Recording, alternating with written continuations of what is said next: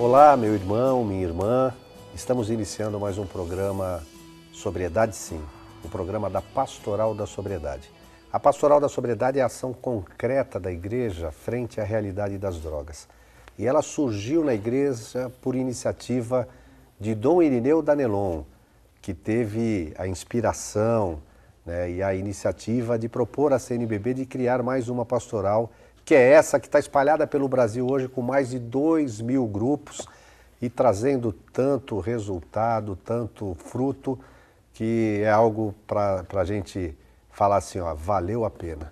E está aqui então Dom Irineu para falar com a gente um pouquinho hoje. Tudo bem, Dom Irineu? Tudo bem, graças a Deus. Eu me lembro sempre daquele salmo que diz assim, a gente vai chorando para semear e depois vai recolhendo cantando, né?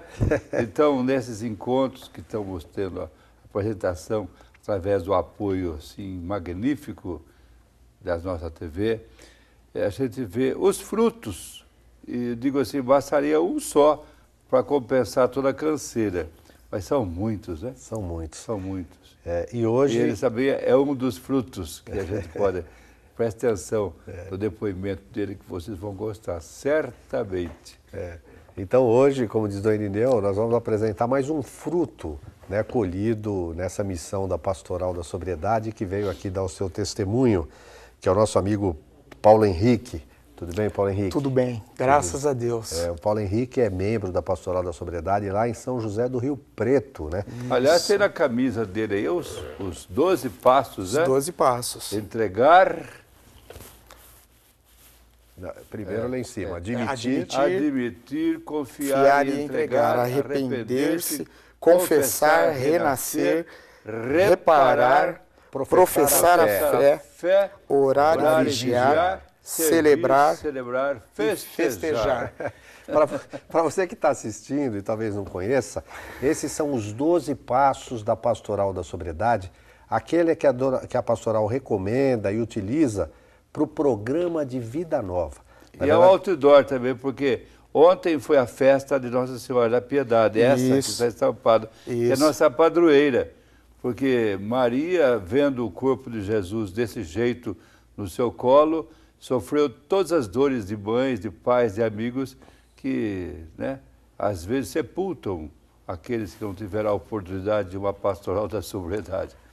Que maravilha. Você só teve um pequeno briefing, uma introdução do que é essa pastoral maravilhosa da nossa igreja, que é a Pastoral da Sobriedade. E você vai entender um pouquinho melhor agora o funcionamento da pastoral nessa conversa, nesse bate-papo que a gente vai ter aqui com o Paulo Henrique, que durante muito tempo usou drogas, chegou praticamente no fundo do poço, foi resgatado e hoje ele dedica a sua vida a servir, a ajudar. Aliás, hoje aqui alguém explicitou que não é fundo do poço, é fundo da fossa. Porque no fundo do poço tem água limpa, muitas vezes. Na fossa, não, né? Pois é. As drogas levam a pessoa para um local horrível, que alguns chamam de fundo da fossa. Mas, de qualquer maneira, o Paulo Henrique veio aqui hoje, resgatado, dar um pouco do seu testemunho. Paulo Henrique, fala um pouquinho, rapidamente, assim, essa trajetória.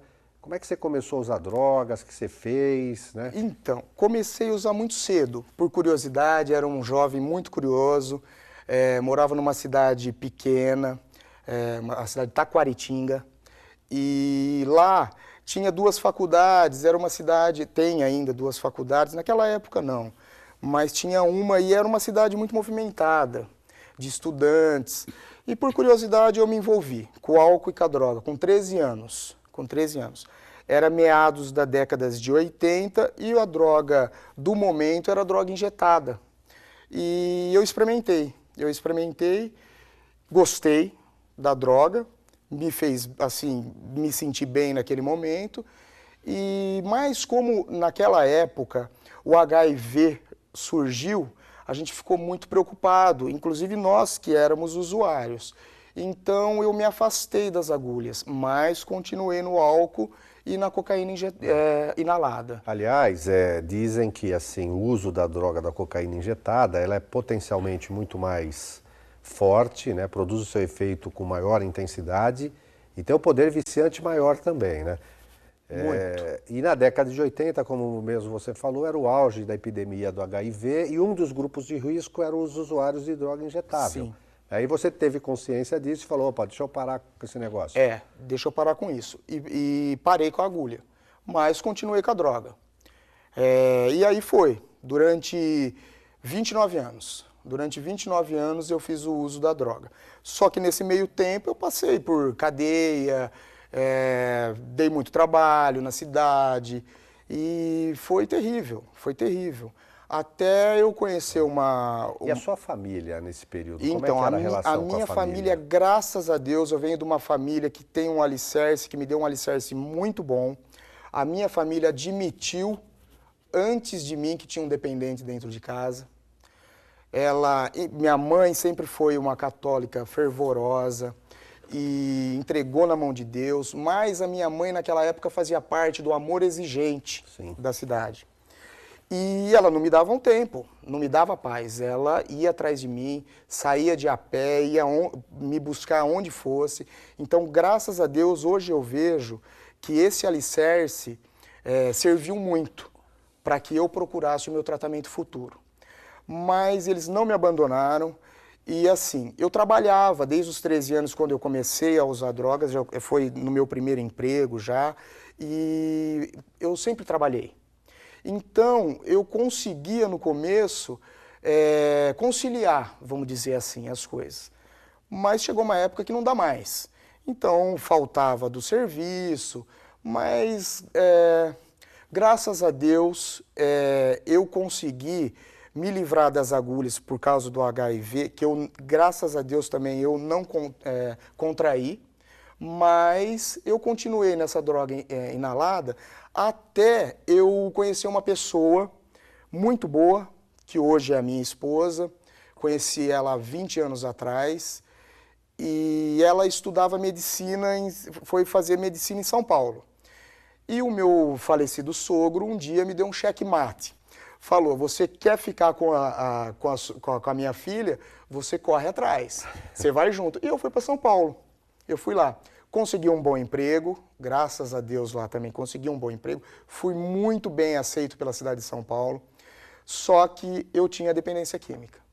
Então, eu trabalhava numa grande empresa e eu fui crescendo nessa empresa, tive vamos dizer assim, desenvolvimento profissional muito grande. Aprendi muito nessa empresa, com os profissionais de lá, e eu consegui chegar num patamar da empresa onde eu fui um gerente de um setor dessa empresa, só que a dependência química começou a falar mais alto. E aí o álcool, através do álcool, eu fui para as bocas, que a gente chamava lá em São Paulo, e numa dessas bocas eu conheci a heroína e voltei a usar as agulhas. Então só um pouquinho aí, nós vamos ter que fazer um pequeno intervalo aqui, e daqui a pouco a gente retoma aí o depoimento do Paulo Henrique, para ele falar um pouco desse momento da vida que a partir do álcool lá em São Paulo ele também conheceu a heroína. Fique aí, daqui a pouco a gente volta.